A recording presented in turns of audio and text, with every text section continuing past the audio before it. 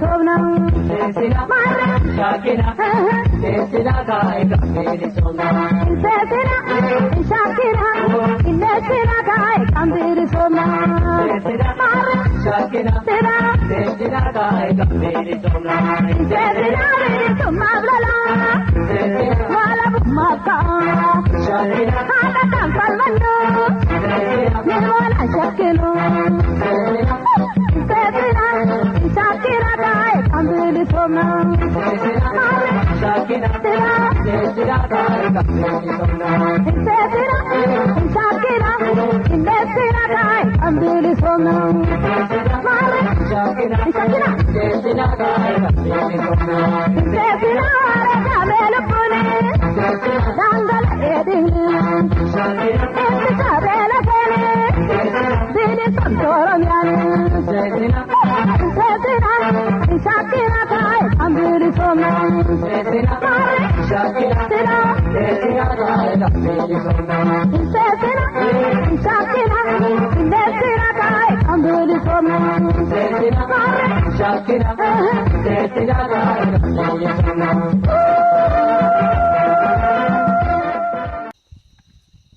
Yooyyaa akkam jirtu dhaggeeffattootaaf daawwattoota Arraata Biyyoolessa Oromiyaa yeroo ammaa keessummaa tokko qabannee isiniif dhiyaannee jirra.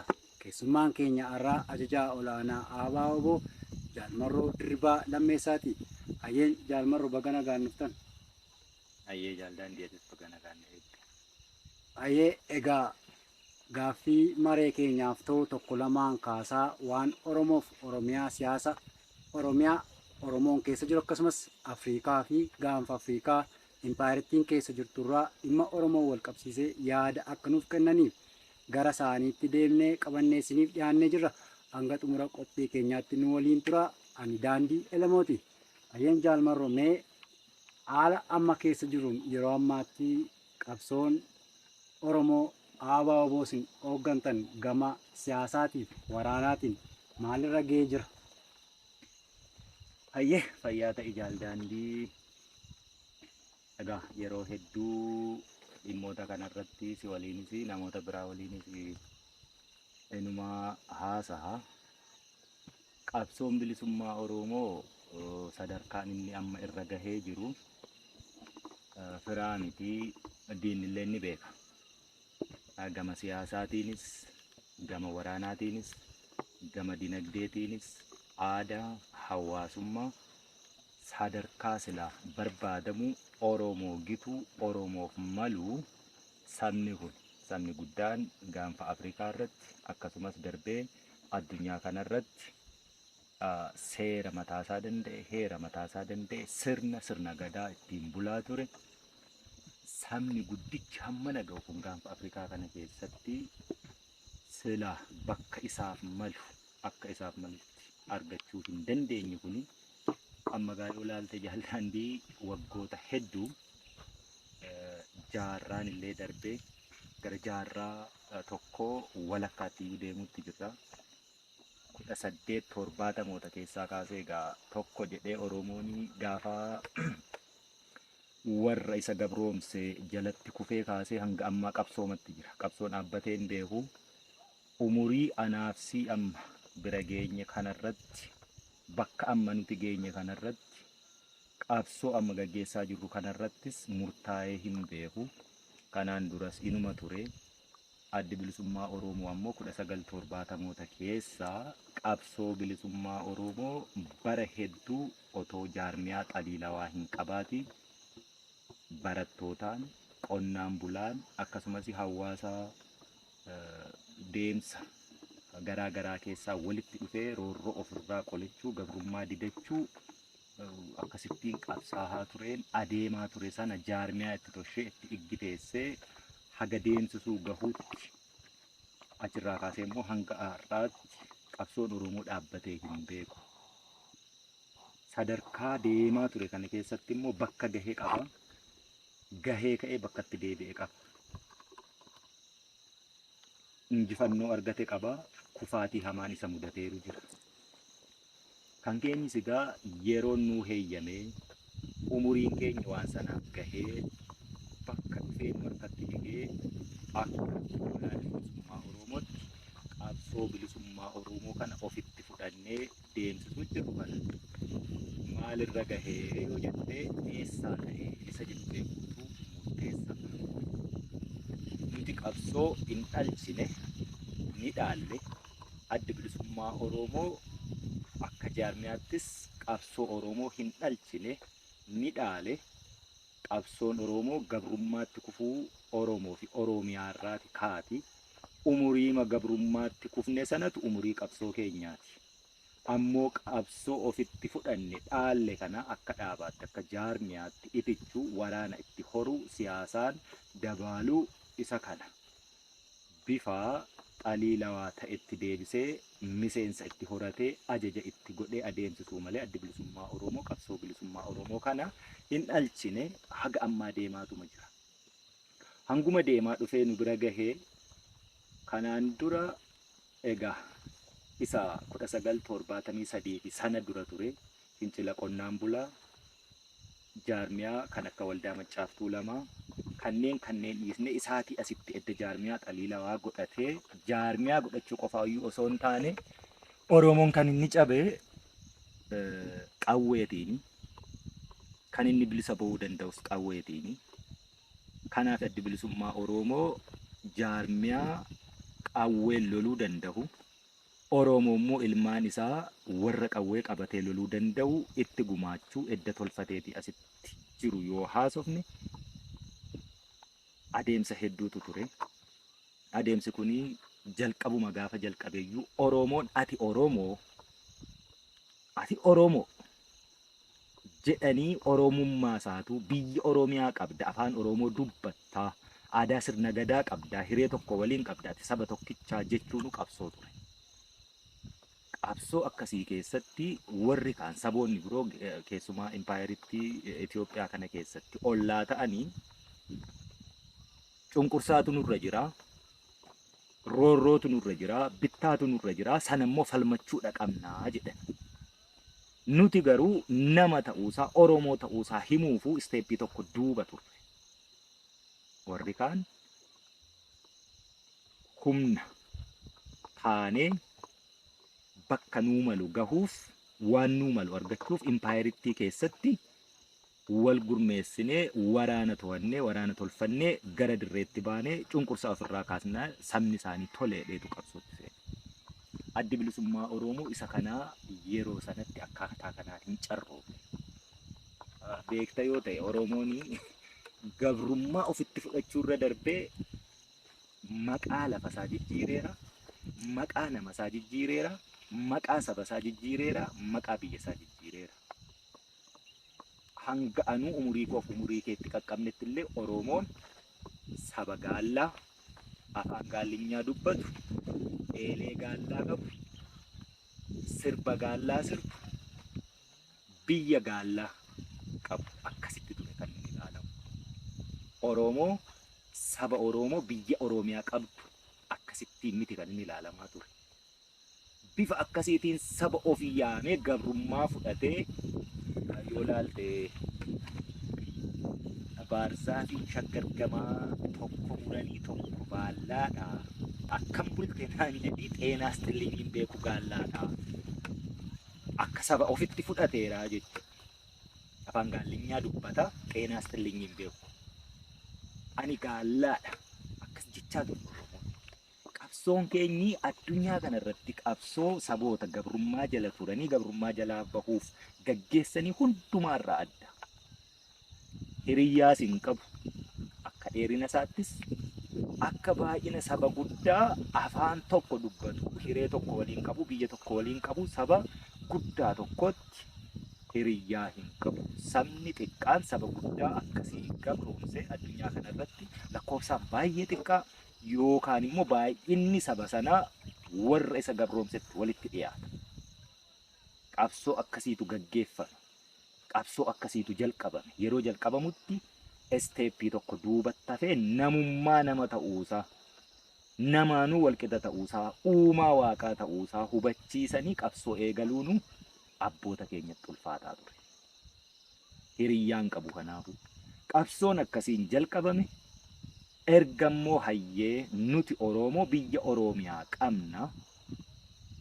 Gabrummaa jalammoo jirra jechuu fudhachuu hubachuu sana jalqabee adeemsi sun immoo akka adeemsa abaarama akka adeemsa warra nu bitaa ture irratti warri nu bitaa ture immoo warra saboota bakka egaa beektaa filamnee dhufnee waaqatu nu muudee nuti waaqarraati ergamaa rabbiitii sabaa afaan hin qabne aadaa hin qabne biyya hin qabne saba biyya isaa keessatti booddeetti hafummaatiin jiraatu isa akkasii waaqatu akka binnu nu ergee jedhanii warra dhufan akkasii maaliifi afaan amaaraatiin ሰማይ አይታረስም ንጉስ አይከሰስም waan jedhu jira akkasittiin nu fudhachiisanii waan jiranii fi namummaa fudhannee kaanee oromummaa fudhannee kaanee oromummaan sun immoo rakkoo keessa jira rakkoo sana keessaa baasuu qabna jennee immoo gabrummaa keessaa ba'uuf yeroo deemnutti finciluun hin danda'amu akkuma samii qotuun nugusa himachuun hin danda'amu jedhamee qorqalbii sana fudhannee waan jirruu fi inni kun immoo isteeppii lammataa hambiraa ture. Finciluun ni danda'ama. Abbaa biyyummaa ofii mirkaneeffachuuf lolachuun ni danda'ama. Lafa jal'inni jirutti, lafa rakkinni jirutti, lafa roorroon jirutti hanga gabrummaan jiru falmannaan ni jiraata. Inni kun seera lafaa irrattis, seera waaqaa irrattis haqa jedhamee immoo uummata amansiisuun qabsoo biraa ture. Qabsoon Oromoo akkasitti erga deemee immoo ilmaan isaa immoo sodaa kanarraa bilisa bahanii Oromoon ilmaan isaa sodaa kanarraa bilisa bahee qabsootti nama gumaachuu maaliif nama qabaachuu si gaafata. Sammuutu yaada. Yaadatu bu'uureffama yaadaa kanatti immoo hojiitti hiikama. Hojiitti ka hiiku immoo dhala namaati. Ilmaan isaa immoo Oromoon dhuguma biyya qabachuu ni danda'a. Oromoon dhuguma lolee injifachuu ni danda'a. Isa kana immoo sammuu Oromoo keessatti biqilchanii ilmaan isaa namaaf ergamuu osoo hin taane, namaaf loluu osoo hin taane, biyyuma isaa keessatti gabbaree jiraachuu osoo hin taane abbaa biyyaa ta'uu ni danda'a Oromoon. Isa jedhus fudhachiisuun immoo qabsoo biraa ture. Akkasittiin dhufeetu deemee yaadatta. Bara dargii egaa isa dura qabsoon adda addaa ture, fincila adda addaa ture, Haayile Sillaaseen kufee dargiin aangoorra ture. Dargii booddee ABO'n gara milkaa'ina biyyatti galu injifachuu argatee ture. Sadarkaan qabsoo adeeme. Achi keessatti waan baay'eetu ta'e. Injifannee hin guduunfanne, biyya keenya hin qabanne. Adda bilisummaa Oromoo garuu summii yoomuu dhaloota keessaa buqqa'uu hin dandeenye, dhaloota gatiittiin isaa gabrummaa baachuu hin dandeenye, dhaloota waa baratee, biyya baratee, seenaa baratee, sabboonummaa baratee, oromummaa baratee, ni tura malee, ni bula malee biyya qabachuu danda'u. Ji'a xiqqoo tokko biyya keessa ture keessatti summii sana Oromoo keessa awwaale. Summii yeroon siin jedhu summii hamaa osoo hin taane summii pozitiif ta'e. Summii dhaloota gatiittiin isaa yookaan dugdi isaa gugguufee gabrummaa baachuu hin dandeenyeeti tolchee. Yeroo sana abbootiin keenya maaliif biyya qabachuu dadhabanii? Maaliif hin milkoofne? Haalli yerichaa akkam ture? Maaltu dagatame? Eessatti mucucaanne? Eessatti kufne? Inni immoo seenaa biraati ta'a. Amma isa keessan seennu hedduurraa haasa'amee darbeera. Sababoota hedduu tarreessuu dandeessa. Amma sana bira darbamee qabsoon sadarkaa biramu. EPRDF aangoorra turetti qabsoo baay'ee ulfaataa warri dhufee Oromiyaa qabate warruma Oromiyaa gadhiisee bahe adda bilisummaa Oromoo waliin hiriyya. Waan waliin beekan. Waan ABO'n beeku TPLF beeka. Baay'ee qabsoo ulfaataa Oromiyaa keessatti dhimma Oromoo isa duriiyyuu caalaa dubbachuun rakkoo hamaa keessaa bahuu hin dandeenyetti nama galche qabsoo akkasii gaggeessa adda bilisummaa Oromoo. Waan awwaalee bahe sana laphee uummata Oromoo keessaa qaba. Ammoo haa ta'u cinaachatti wayitu dhalate. Wanti cinaachatti dhalate addi bilisummaa Oromoo yoomuu qabsoo bilisummaa Oromoo dhaaba hin sharafne waan ta'eef uummati Oromoos dhaaba kana dhabeeka waan ta'eef dhaaba kana wanti hadheessu, wanti xureessu, wanti Oromiyaa keessatti burjaajii uumu Oromiyaa biyya qabachuu barbaadan sana biyya egaa waliin beeknu dachee taadhii irri magariisa midhaanii jalli bishaanii biyya albuudaa biyya loonii biyya midhaanii sana biyya akkasii kana salphaatti qabachuun hin danda'amu waan ta'eef wanti abaa'oo fakkaatu afaan Oromoo dubbatu aadaa Oromoo beeku seenaa Oromoo beeku paartii ta'ee kan addi bilisummaa Oromoo mirga hiree murteeffannaa saba Oromoo akka hin sharafne warri beeku ejjennaasaa gaafa waliin hidhannee beeku baatirii fidatee waliin seene dukkana keessa dabartee waliin dirqama ejji kee lafa arguuf waa ibsachuun dirqama saree abbaan akka gaariitti guddifate qee akka gaariitti eegdu bira darbuuf ulee qabachuun si barbaachisa ulee sana waan ta'uu danda'u Oromiyaallee Oromoollee burjaajessuu wanti danda'u dhaaboleen ka Oromoofis kaaniifis qophaa'an PDO'tatu qophaa'ee ture waliin seename qabsoo hamtuu baay'ee ulfaataa ta'e maatii hedduun akka maatii qofaatti akka sabaatti illee Oromoon goota ta'ee waliin dhaabbate waan kana falmate sabni baay'ee lakkoofsa isaa dachaa meeqa hir'uu yeroo sagarroomsu waliin dhaabbatee kana ofirraa kaasuu dadhabuutiin bara 25 sanaa ol akka turu humni kun waliin seene qabsoo marra turame yeroosis qabsoon bifa qaba sadarkaa qaba inni kuni dhaloonni gatiittiin isaa gabrummaa baachuu hin dandeenye Oromiyaa keessatti dhalate addi bilisummaa Oromoo rakkoo hamaa keessa yeroo seene harki dabaree wal dhiqa addi bilisummaa Oromoo dhaloota kana eenyummaa Oromummaa sabboonummaa dabarsiise dhaloonni kun immoo adda bilisummaa Oromoo isa kaleessa haala hamtuu keessatti dhiibamee qabsoo dhiisee bahe harka duwwaa loleetu biyyatti deebise harki dabaree wal dhiqe abaa'oon Oromummaa eenyummaadha nu barsiise seenaa gabrummaa keessa jirruuti nu barsiise bilisummaan namummaa akka nu barsiisu nu barbaachisu nu barsiise kana barreetu abaa'oo immoo kana nu barsiisee ka'ee